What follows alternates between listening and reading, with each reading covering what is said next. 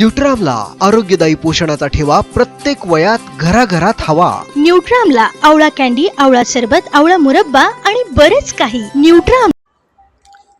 राजूर ते निजरणेश्वर लॉंग मार्चमध्ये मान्य करण्यात आलेल्या मागण्यांच्या पाठपुराव्यासाठी मार्क्सवादी कम्युनिस्ट पक्ष, किसान सभा, सिटू कामगार संघटना व DYFI युवक संघटनेच्या वतीने शेंडी येथे तीव्र निदर्शने करून 58 किलोमीटर वाहन जत्था काढण्यात आला।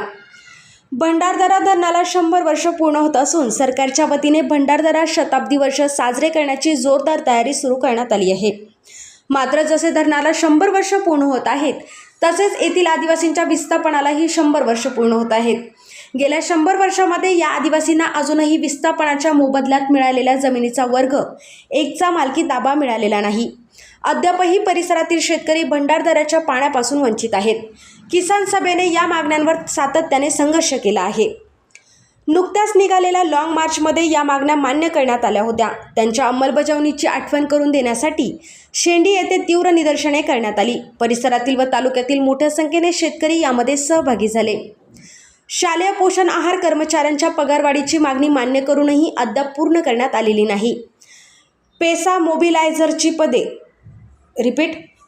मोबिलायझरची पदे अचानक कमी करून अनेकांना कामावरून काढून टाकण्याची प्रक्रिया सुरू करण्यात आली आहे।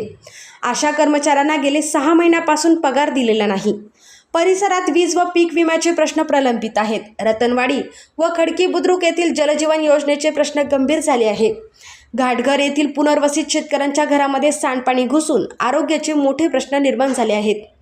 परिसरातील या व इतर अनेक मागण्यांसाठी ही निदर्शने करण्यात आली। जलसंपदा विभागाच्या कार्यालयावर झालेल्या निदर्शनामध्ये आदिवासींच्या वरील मागण्या मान्य न झाल्यास शताब्दी कार्यक्रम उधळून लावण्याचा इशारा देण्यात आला। यानंतर भंडारदरा येथील राघोजी भांगरे यांच्या पुतळ्याला पुष्पहार अर्पण करून जत्थ्याची सुरुवात करण्यात आली। मुदखेल, कोलटेंबे, रतनवाडी, साम्रत, घाटघर, शिंगणवाडी, पांजरे इत्यादी परिसरातील सर्व गावांमधून वाजत गाजत शेकडो शेतकऱ्यांनी आपल्यासोबत आणलेल्या वाहनामधून आपल्या मागण्यांची जनजागृती करत जत्था यशस्वी केला। मुर्शेत येथे रात्री 11:30 वाजता प्रचाराची सांगता झाली। डॉक्टर अजित नवले, सदाशिव साबळे, नामदेव भांगरे, तुळशीराम कातोरे, एकनाथ मेंगाळ, राजाराम गंभीरे, अर्जुन गंभीरे, संगीता साळवे, हेमलता शेळके, गणपत मध्ये आदींनी सहभाग घेतला।